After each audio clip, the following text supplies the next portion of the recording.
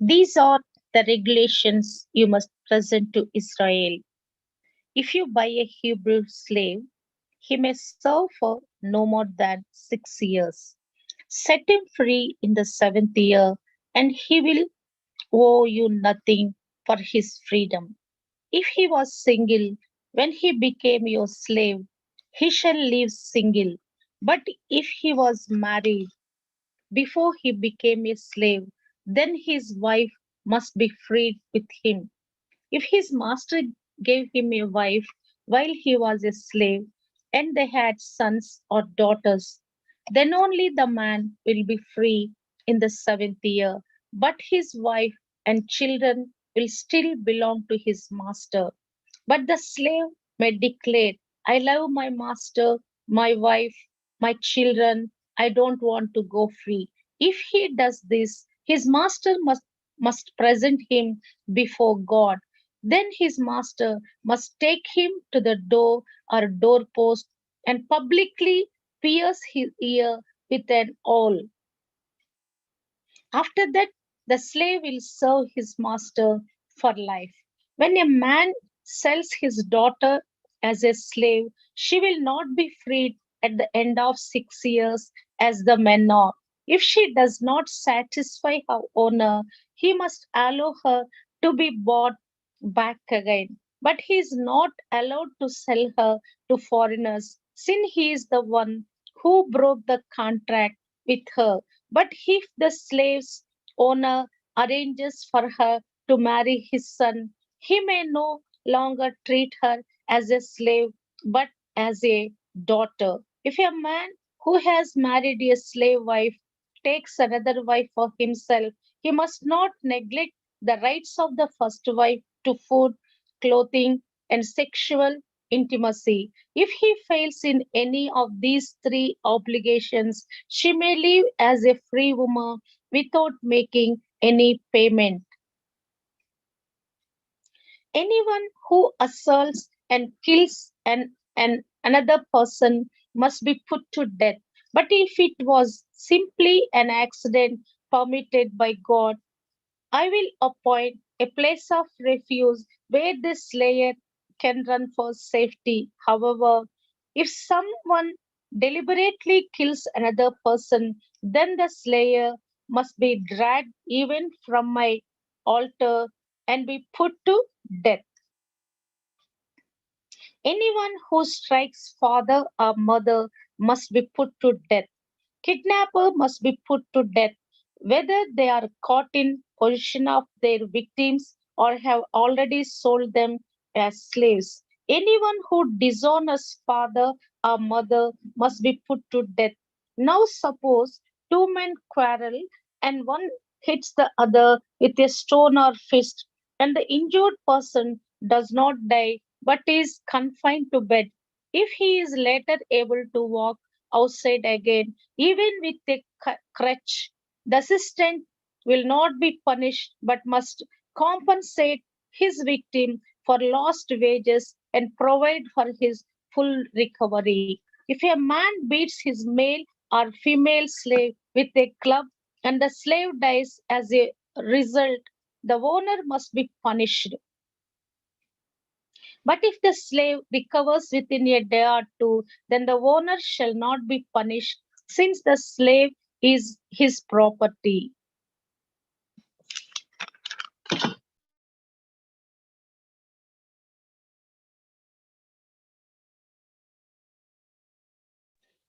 Now, suppose two men are fighting, and in the process, they accidentally strike a pregnant woman, so she gives birth prematurely. If no further injury results, the man who struck the woman must pay the amount of compensation the woman's husband demands and the judges approve. But if there is further injury, the punishment must match the injury, a life for a life, an eye for an eye, a tooth for a tooth, a hand for a hand, a foot for a foot, a burn for a burn, a wound for a wound, a bruise for a bruise. If a man hits his male or female slave in the eye and the eye is blinded, He must let the slave go free to compensate for the eye. And if a man knocks out the tooth of his male or female slave, he must let the slave go free to compensate for the tooth.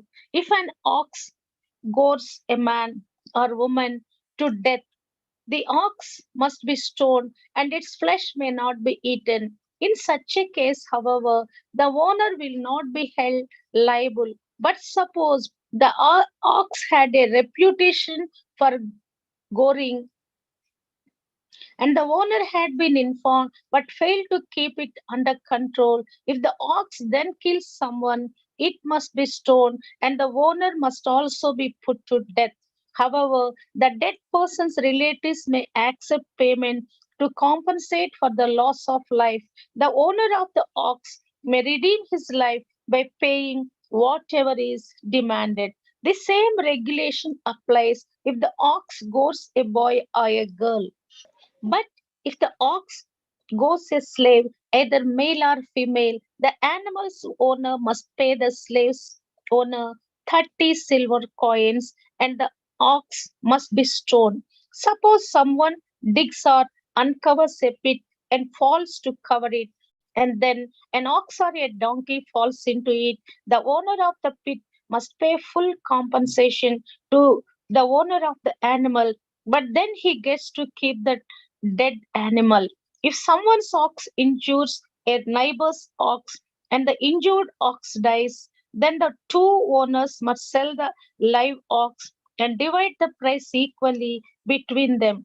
They must also divide the dead animal. But if the ox had a reputation for goring, yet its owner failed to keep it under control, he must pay full compensation, a live ox for the dead one, but he may keep the dead ox.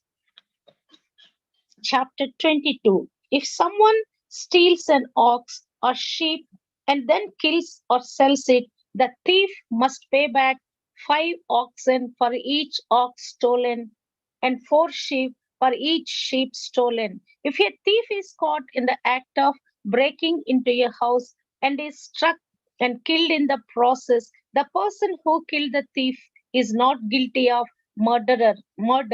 But if it happens in daylight, the one who killed the thief is guilty of murder.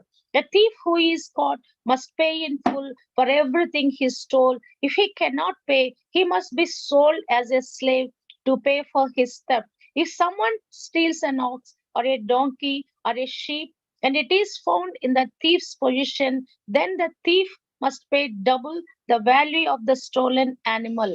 Animal is grazing in the field or vineyard and the owner lets it stray into someone else's field to graze, then the animal's owner must pay compensation from the best of his own grain or grapes. If you are burning thorn bushes and the fire gets out of control and spreads into another person's field, destroying the sheaves or the uncut grain or the whole crop. The one who started the fire must pay for the lost crop. Suppose someone leaves money or goods with a neighbor for safekeeping and they are stolen from the neighbor's house. If the thief is caught, the compensation is double the value of what was stolen. But if the thief is not caught, the neighbor must appear before God, who will determine if he stole the property. Suppose there is a dispute between the two people who both claim to own a particular ox, donkey, sheep, article of clothing, or any lost property. Both parties must come before, and the person whom God declares guilty must pay double compensation to the other. Now, suppose someone leaves a donkey, ox, sheep, or any other animal with a neighbor for safekeeping, but it dies or is injured or gets away, and no one sees what happened. The neighbor must then take an oath in the presence of the Lord. If the Lord confirms that the neighbor did not steal the property, the owner must accept the verdict and no payment will be required. But if the animal was indeed stolen, the guilty person must pay compensation to the owner. If it was torn to pieces by a wild animal. The remains of the carcass must be shown as evidence, and no compensation will be required. If someone borrows an animal from a neighbor and it is injured or dies when the owner is absent, the person who borrowed it must pay full compensation. But if the owner was present, no compensation is required, and no compensation is required if the animal was rented, for this loss is covered by the rental fee. If a man seduces a virgin who is not engaged to anyone and has sex with her, he must pay the customary bride price and marry her. But if the father refuses to let him marry her, the man must still pay him an amount equal to the bride price of a virgin. You must not allow a sorceress to live. Anyone who has sexual relations with an animal must certainly be put to death. Anyone who sacrifices to any god other than the Lord must be destroyed. You must not mistreat or oppress foreigners in any way. Remember, you yourselves were once foreigners in the land of Egypt. Exploit a widow or orphan. If you exploit them in any way and they cry out to me, then I will certainly hear their cry. My anger will blaze against you, and I will kill you with the sword. Then your wives will be widows, and your children fatherless. If you lend money to any of my people who are in need, do not charge interest as a money lender would. If you take your neighbor's cloak as security for your loan, you must return it before sunset.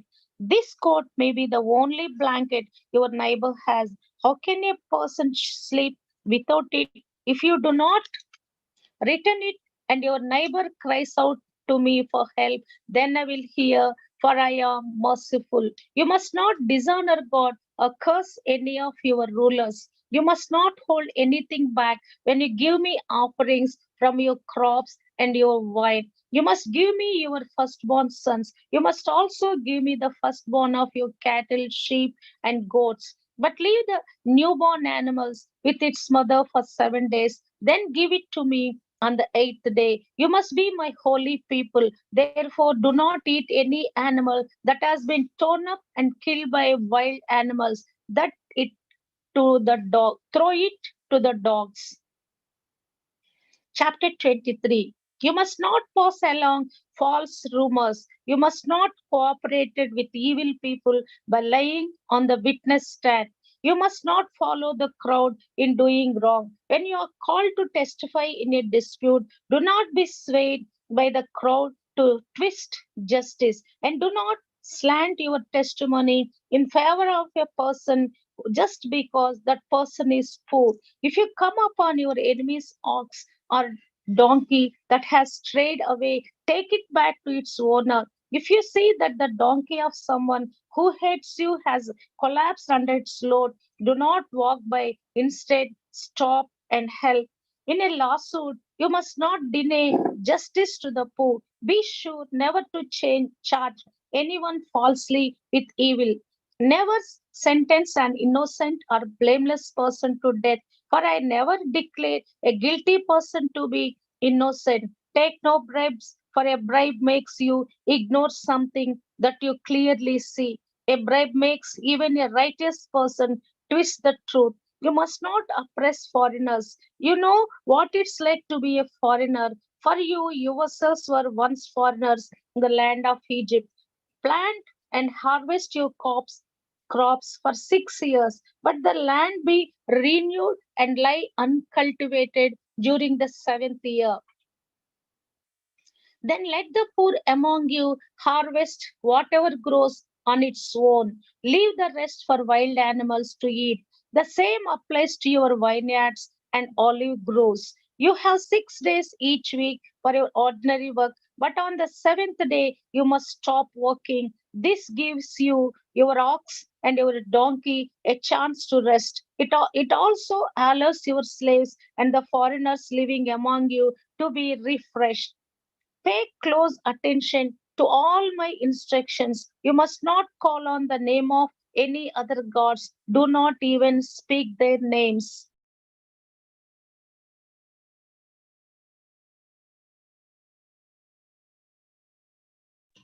Each year, you must celebrate three festivals in my honor. First, celebrate the festival of unleavened bread. For 7 days, the bread you must eat must be made without yeast. Just as I commanded you, celebrate this festival annually at the appointed time in early spring in the month of Abib. For that is the anniversary of your departure from Egypt.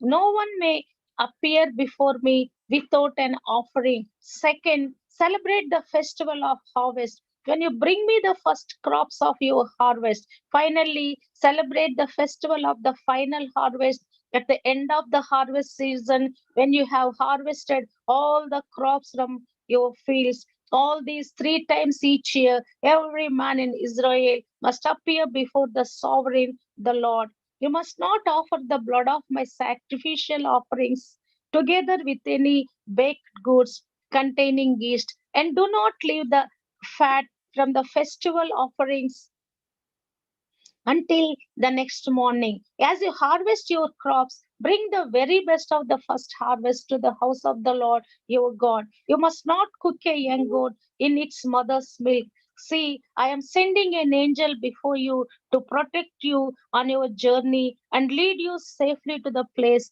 I have prepared for you. Pay close attention to him and obey his instructions. Do not rebel against him, for he is my representative and he will not forgive your rebellion. But if you are careful to obey him, following all my instructions, then I will be an enemy to your enemies and I will oppose those who oppose you. For my angel will go before you and bring you into the land of the Amorites, Hittites, Perizzites, Canaanites, Hivites, and Jebusites, so you may live there, and I will destroy them completely. You must not worship the gods of these nations or serve them in any way or imitate their evil practices. Instead, you must utterly destroy them and smash their sacred pillars. You must serve only the Lord your God. If you do, I will bless you with food and water. I will protect you from illness. There will be no miscarriages or infertility in your land, and I will give you long, full lives. I will terror ahead of you and create panic among all the people whose lands you invade. I will make all your enemies turn and run. I will send terror ahead of you to drive out the Hivites, Canaanites, and Hittites, but I will not drive them out in a single year because the land would become desolate and the wild animals would multiply and threaten you. I will driven them out a little at a time until your population has increased enough to take possession of the land. I will I will fix your boundaries from the Red Sea to the Mediterranean Sea, and from the east earn wilderness to the Euphrates River. I will hand over to you the people now living in the land, and you will drive them out ahead of you. Make no treaties with them or their gods. They must not live in your land, or they will cause you to sin against me. If you serve their gods, you will be caught in the trap of idolatry. Chapter 24. Then the Lord instructed Moses, come up here to me and bring along Aaron, Nadab, Abihu, and 70 of Israel's elders. All of you must worship from a distance. Only Moses is allowed to come near to the Lord. The others must not come near, and none of the other people are allowed to climb up the mountain with him. Then Moses went down to the people and repeated all the instructions and regulations the Lord had given him. All the people answered with one voice, we will do everything the Lord has commanded. Then Moses carefully wrote down all the Lord's instructions. Early the next morning, Moses got up and built an altar at the foot of the mountain. He also set up 12 pillars, one of each of the 12 tribes of Israel. Then he sent some of the young Israelite men to present burnt offerings and to sacrifice bulls as peace offerings to the Lord. Moses drained half the blood from these animals into basins, the other half he splattered against the altar. Then he took the book of the covenant and read it aloud to the people. Again, they all responded, "We will do everything the Lord has commanded, we will obey." Then Moses took the blood from the basins and splattered it over the people, declaring, "Look, this blood confirms the covenant the Lord has made with you in giving you these instructions." Then Moses, Aaron, Nadab, Abihu, and the 70 elders of Israel climbed up the mountain. There they saw the God of Israel. Under his feet there seemed to be a surface of brilliant blue lapis lazuli, as clear as the sky itself. And though these nobles of Israel gazed upon God, he did not destroy them. In fact, they ate a covenant meal, eating and drinking in his presence. Then the Lord said to Moses, "Come up to me on the mountain, stay there, and I will give you the tablets of stone on which I have inscribed the instructions and commands so you can teach the people." So Moses and his assistant Joshua set out, and Moses climbed up the mountain of God. Moses told the elders, "Stay here and wait for us until we come back. Aaron and Hur are with you or here with you. If anyone has a dispute while I am gone, consult with them." Then Moses climbed up the mountain, and the cloud covered it. And the glory of the Lord settled down on Mount Sinai, and the cloud covered it for 6 days. On the seventh day, the Lord called Moses from inside the cloud. So the Israelites at the top of the mountain, the glory of the Lord appeared at the summit like a consuming fire. Then Moses disappeared into the cloud as he climbed higher up the mountain. He remained on the mountain 40 days and 40 nights. Chapter 25. The Lord said to Moses, "Tell the people of Israel to bring me their sacred offerings, accept the contributions from all whose hearts are moved to offer them. Here is a list of sacred offerings you may accept from them: gold, silver, and bronze, blue, purple, and scarlet thread, fine linen, and goat hair for cloth, tanned ram skins and fine goat skin leather, acacia wood, olive oil for the lamps, spices for the anointing oil and the fragrant incense, onyx stones and other gemstones to be set in the ephod and the priest's chest piece. Have the people of Israel build me a holy sanctuary so I can live among them. You must build this tabernacle and its furnishings exactly according to the pattern I will show you. Have the people make an ark of acacia wood, a sacred chest 45 inches long, 27 inches wide, and 27 inches height. Overlay it inside and outside with pure gold, and run a molding of gold all around it. Cast 4 gold rings and attach them to its 4 feet, 2 rings on each side. Make poles from acacia wood and overlay them with gold inside the poles into the rings at the sides of the ark to carry it. These carrying poles must stay inside the rings, never remove them. When the ark is finished, place inside it the stone tablets inscribed with the terms of the covenant which I will give to you. Then make the ark's cover the place of atonement from pure gold. It must be 45 inches long and 27 inches wide. Then make 2 cherubim from hammered gold and place them on the 2 ends of the atonement cover. Mold the cherubim on each end of the atonement cover. Make it all of one piece of gold. Then the cherubim will face each other and look down on the atonement cover. With their wings spread above it, they will protect it. Place inside the ark the stone tablets inscribed with the terms of the covenant. which I will give to you. Then put the atonement cover on top of the ark.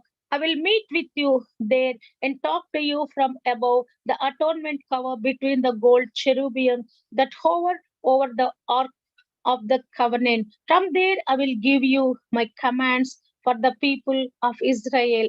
Then make a table of acacia wood, 36 inches long, 18 inches wide, and 27 inches height. Overlay it with pure gold and run a gold molding around the edge. Decorate it with a 3-inch border all around and run a gold molding along the border. Make 4 gold rings for the table and attach them at the 4 corners next to the 4 legs. Attach the rings near the border to hold the poles that they are used to carry the table. Make these poles from acacia wood and overlay them with gold. Make special containers of pure gold for the table, bowls, pans, pitchers, and jars to be used in pouring out liquid offerings. Place the bread of the presence on the table to remain before me at all times.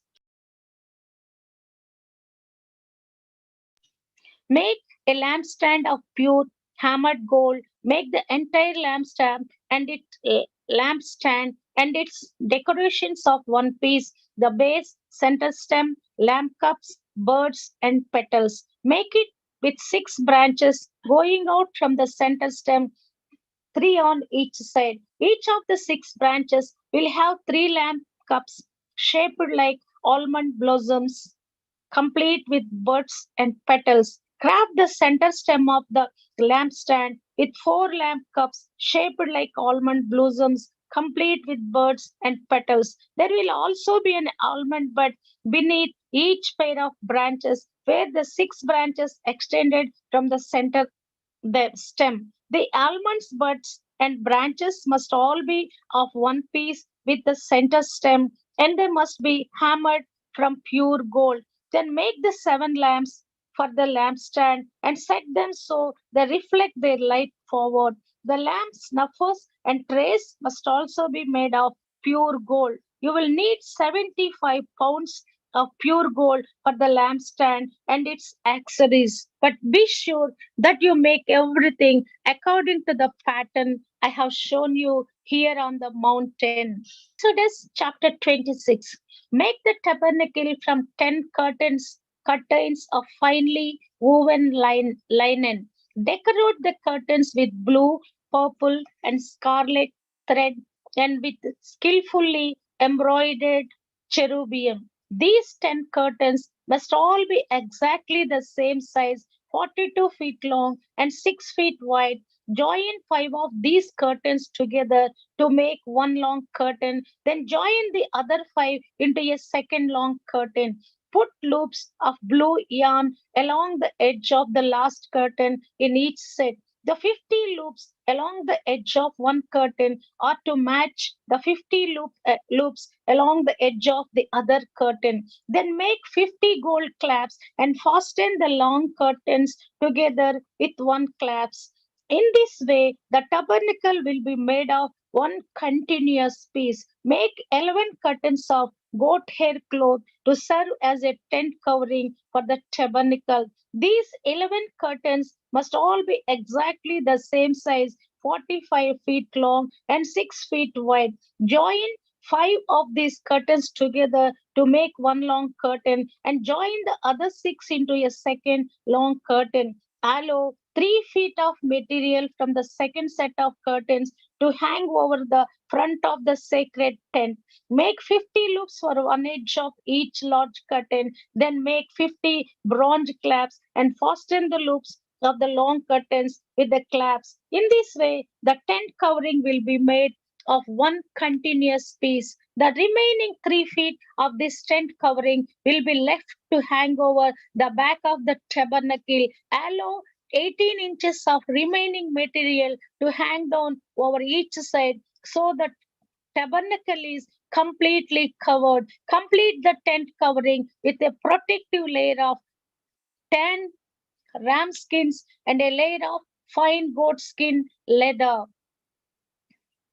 For the framework of the tabernacle, construct frames of acacia wood. Each frame must be 15 feet high and 27 inches wide, with two pegs under each frame. Make all the frames identical. Make 20 of these frames to support the curtains on the south side of the tabernacle. Also make 40 silver bases, two bases under each frame, with the pegs fitting securely into the bases. For the north side of the tabernacle, make another 20 frames with their 40 silver bases, two bases under each frame. Make six frames for the rear, the west side of the tabernacle, along with two additional frames to reinforce the rear corners of the tabernacle. These corner frames will be matched at the bottom and firmly attached at the top with a single ring, forming a single corner unit. Make both of these corner units the same way. So there will be 8 frames at the rear of the tabernacle set in 16 silver bases, two bases under each frame. Make crossbars of acacia wood to link the frames, 5 crossbars for the north side of the tabernacle and 5 for the south side. Also make 5 crossbars for the rear of the tabernacle, which will face west. The middle crossbar attached halfway up the frames will run all the way from one end of the tabernacle to the other. Overlay the frames with gold and make gold rings to hold the crossbars. Overlay the crossbars with gold as well. Set up this tabernacle according to the pattern you were shown on the mountain. For the inside of the tabernacle, make a special curtain of finely woven linen, decorated with blue, purple, and sacred scarlet thread and with skillfully embroidered cherubim. Hang this curtain on gold hooks attached to 4 posts of acacia wood. Overlay the posts with gold and set them in 4 silver bases. Hang the inner curtain from clasps and put the ark of the covenant in the room behind it. This curtain will separate the holy place from the most holy place. Then put the ark's cover, the place of atonement, on top of the Ark of the Covenant inside the most holy place.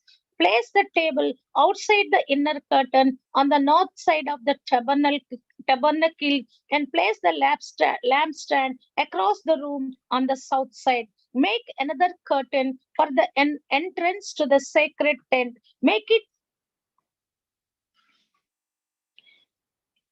of finely woven linen and embroider it with exquisite designs using blue, purple, and scarlet thread. Craft 5 posts from acacia wood, overlay them with gold, and hang the curtain from them with gold hooks. Cast 5 bronze bases for the posts. Chapter 27.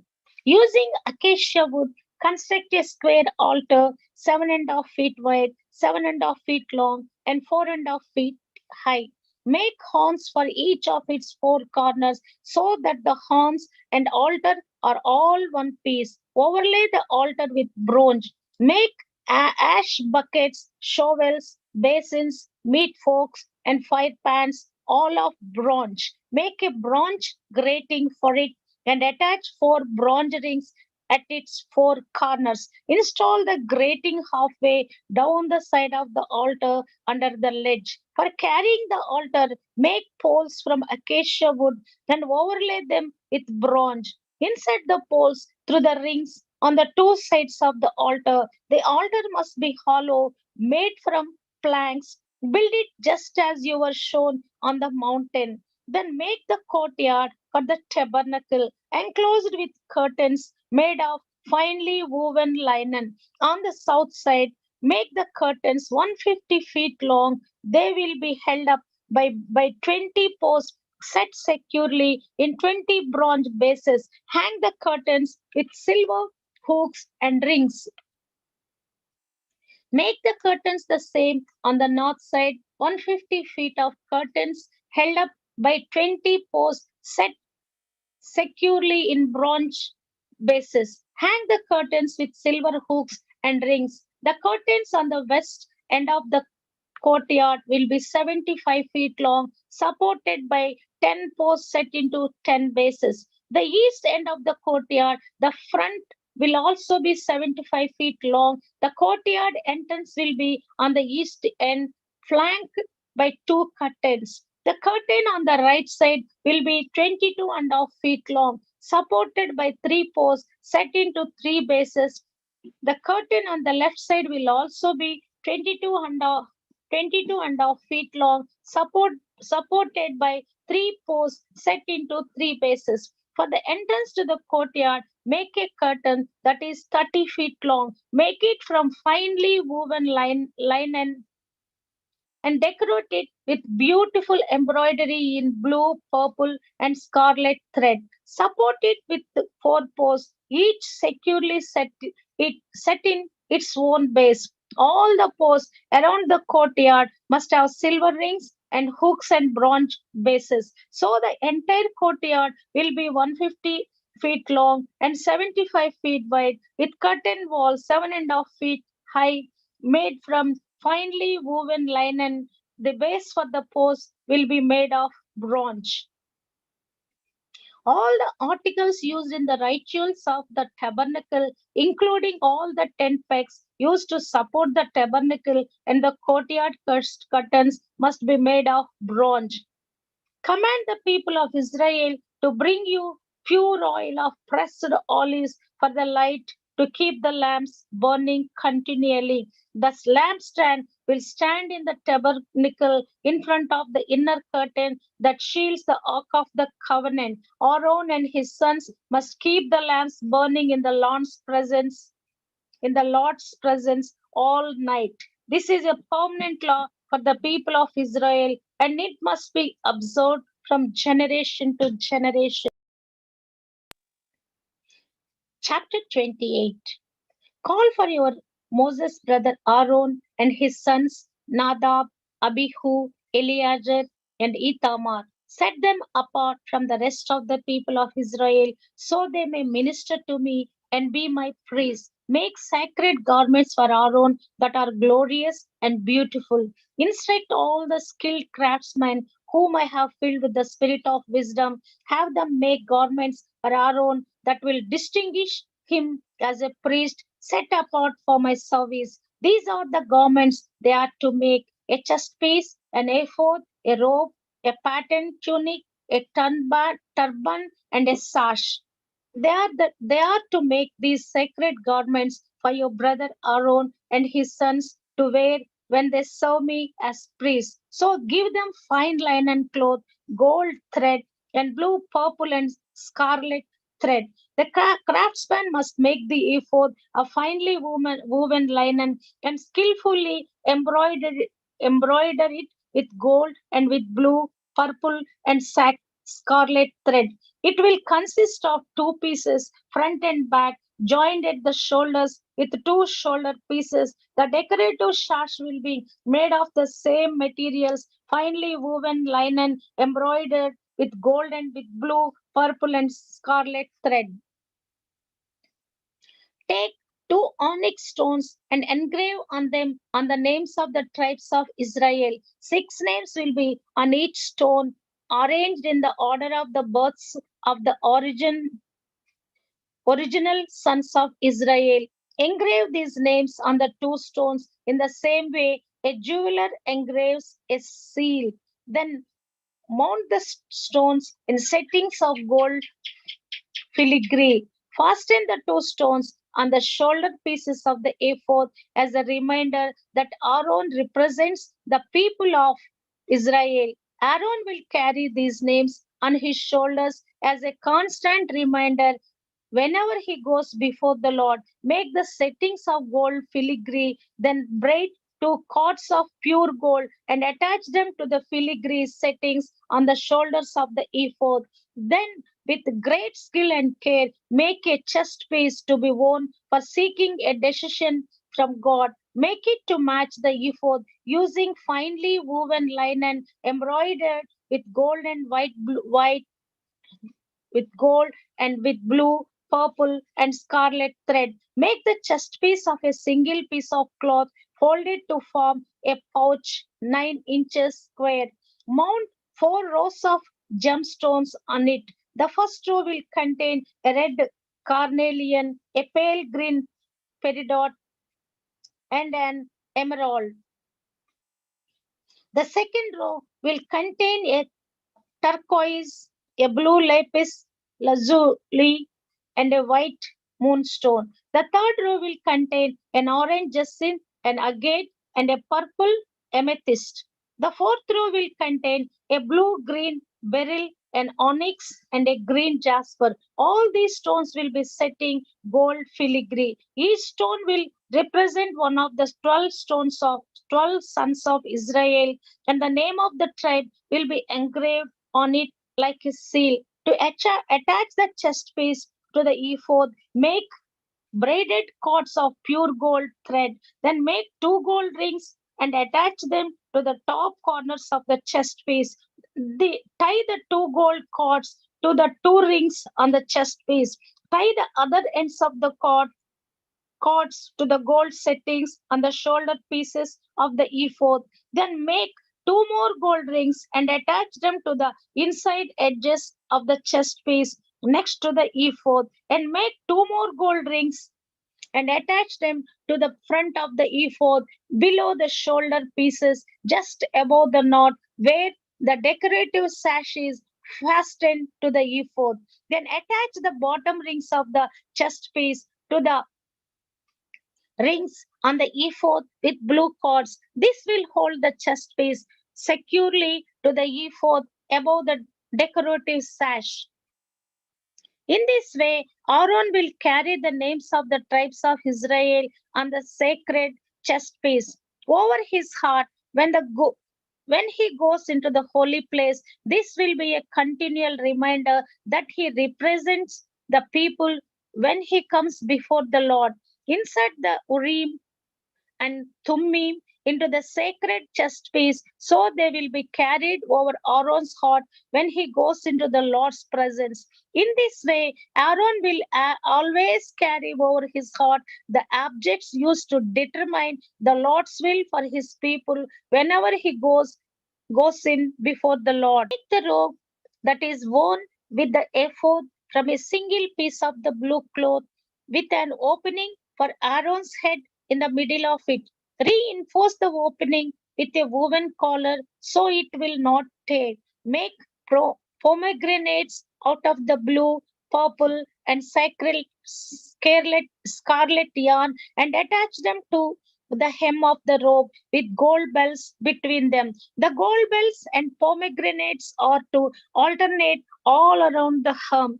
Aaron will wear this robe whenever he ministers before the Lord, and the bells will tinkle as he goes in and out of the Lord's presence in the holy place. If he wears it, he will not die. Next, make a medallion of pure gold and engrave it like a seal with these words, Holy to the Lord. Attach the medallion with a blue cord to the front of Aaron's turban, where it must remain. Aaron must wear it on his forehead so he may take on himself any guilt of the people of Israel when they consecrate their sacred offerings. He must always wear it on his forehead so the Lord will accept the people. Weave Aaron's patterned tunic from fine linen cloth. Fashion the turban from his linen as well. Also make a sash and decorate it with colorful embroidery. For Aaron's sons, make tunics, sashes, and special head coverings that are glorious and beautiful. Clothe your brother Aaron and his sons with these garments, and then anoint and ordain them. Consecrate them so they can serve as my priests. Also make linen undergarments for them to be worn next to their bodies, reaching from their hips to their thighs. These must be worn whenever Aaron and his sons enter the tabernacle or approach the altar in the holy place to perform their priestly duties. Then they will not incur guilt and die. This is a permanent law for Aaron and all his descendants after him. Exodus chapter 29. This is the ceremony you must follow when you consecrate Aaron and his sons to serve me as priests. Take a young bull and two rams with no defects. Then, using choice wheat flour and no yeast, make loaves of bread, thin cakes mixed with olive oil, and wafers spread with oil. Place them all in a single basket and present them at the entrance of the tabernacle along with the young bull and the two rams. Present Aaron and his sons at the entrance of the tabernacle and wash them with water. Dress Aaron in his priestly garments, the tunic, the robe worn with the ephod itself, and the chest piece. Then wrap the decorative sash of the ephod around him. Place the turban on his head and fasten the sacred medallion to the turban. Then anoint him by pouring the anointing oil over his head. Next, present his sons and dress them in their tunics. Grab the sashes around the waists of Aaron and his sons and put their special head coverings on them. Then the right to the priesthood will be theirs by law forever. In this way, you will ordain Aaron and his sons. Bring the young bull to the entrance of the tabernacle, where Aaron and his sons will lay their hands on its head. Then slaughter the bull in the Lord's presence at the entrance of the tabernacle. Put some of its blood on the horns of the altar with your finger and pour out the rest at the base of the altar.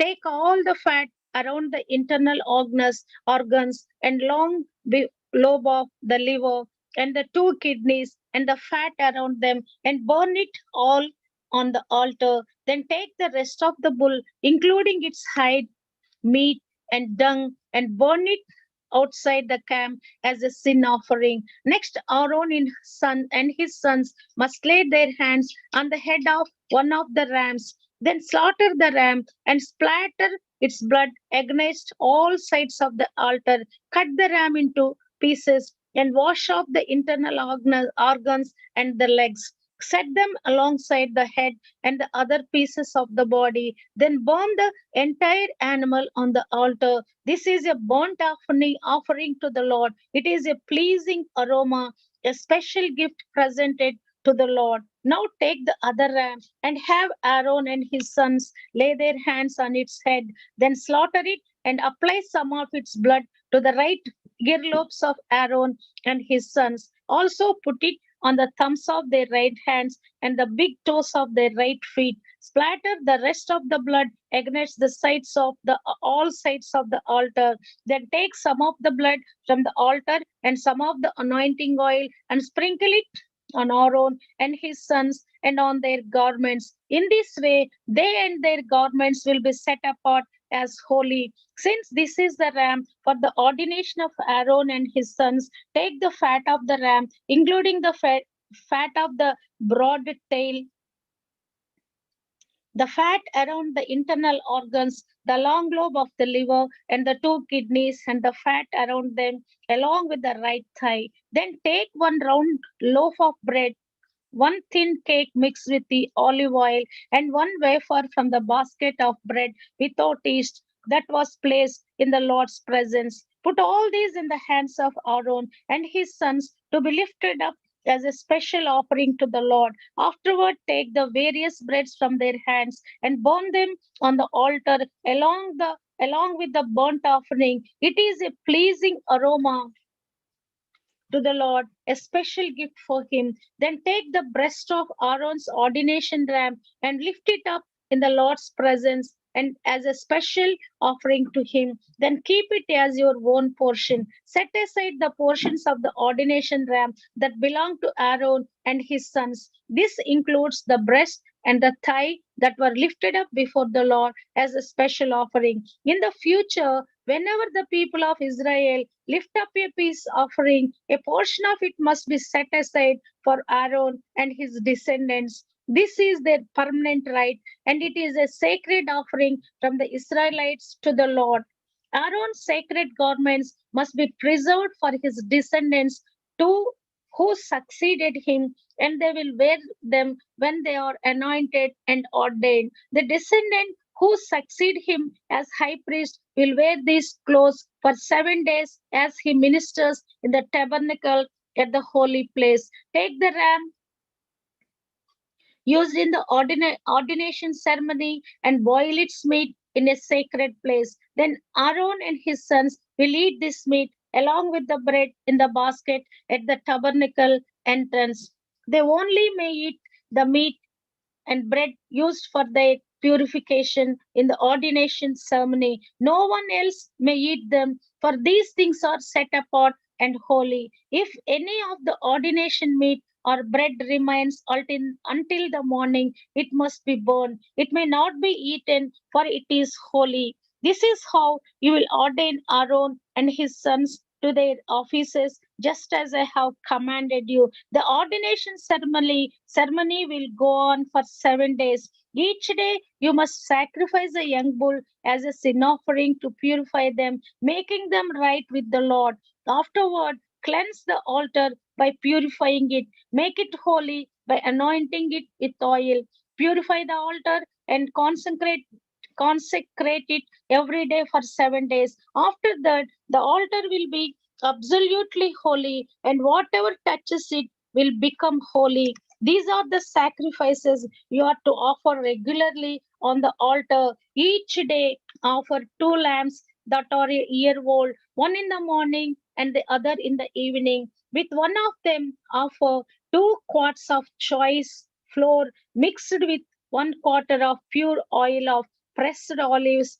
Also, offer 1 quarter of wine as a liquid offering. Offer the other lamb in the evening, along with the same offerings of flour and wine as in the morning. It will be a pleasing aroma, a special gift presented to the Lord. These burnt offerings are to be made each day from generation to generation. Offer them in the Lord's presence at the tabernacle entrance. There I will meet with you and speak with you. I will meet the people of Israel there in the place made holy by my glorious presence. Yes, I will consecrate the tabernacle and the altar, and I will consecrate Aaron and his sons to serve me as priests. Then I will live among the people of Israel and be their God, and they will know that I am the Lord their God. I am the one who brought them out of the land of Egypt so that I could live among them. I am the Lord their God.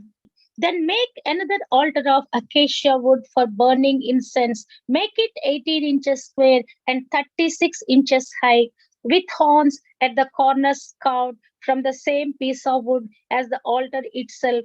Overlay the top, sides, and horns of the altar with pure gold and run a gold molding around the entire altar. Make 2 gold rings and attach them on opposite sides of the altar below the gold molding to hold the carrying poles. Make the poles of acacia wood and overlay them with gold. Place the incense altar just outside the inner curtain that shields the Ark of the Covenant. In front of the Ark's cover, the place of atonement that covers the tablets inscribed with the terms of the covenant. I will meet with you there.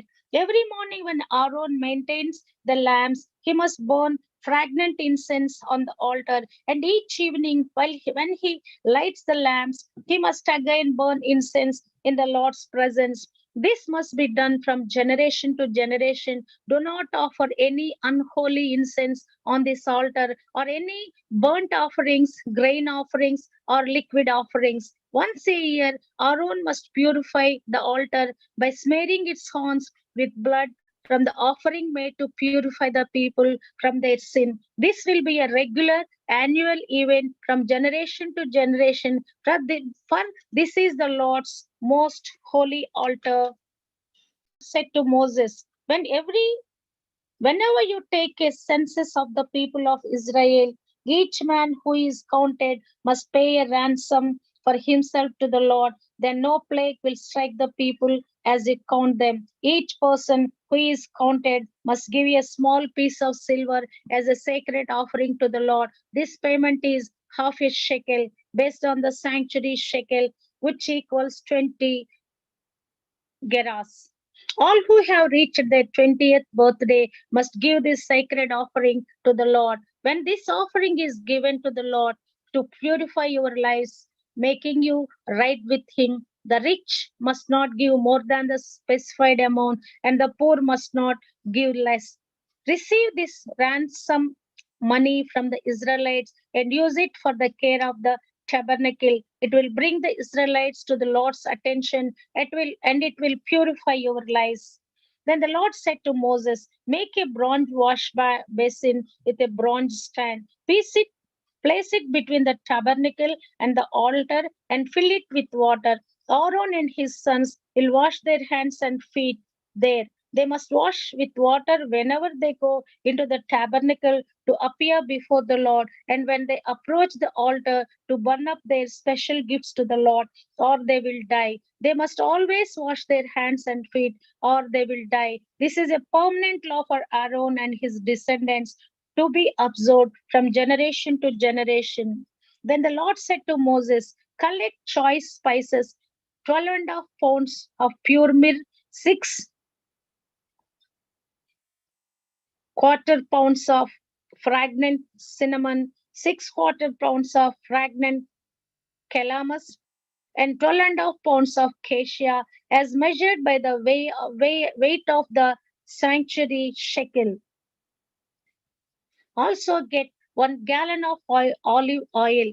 Like a skilled incense maker, blend these ingredients to make a holy anointing oil. Use this sacred oil to anoint the tabernacle, the ark of the covenant, the table and all its utensils, the lampstand and all its accessories, the incense altar, the altar of burnt offering and all its utensils, and the wash basin with its stand. Consecrate them to make them absolutely holy. After this, whatever touches them will also become holy. Anoint Aaron and his sons also, consecrating them to serve me as priests. And say to the people of Israel, this holy anointing oil is reserved for me from generation to generation. It must never be used to anoint anyone else, and you must never make any blend like it for yourselves. It is holy and you must treat it as holy. Anyone who makes a blend like it or anoints someone other than a priest will be cut off from the community. Then the Lord said to Moses, gather fragrant spices, resin droplets, mollu mollusk shell, and galbanum, and mix these fragrant spices with pure frankincense, weighed out in equal amounts. Using the usual techniques of the incense maker, blend the spices together and sprinkle them with salt to produce a pure and holy incense. Grind some of the mixture into a very fine powder and put it in front of the ark of the covenant, where I will meet with you in the tabernacle. You must treat this incense as most holy. Never use this formula to make this incense for yourself. It is reserved for the Lord, and you must treat it as holy. Anyone who makes incense like this for personal use will be cut off from the community.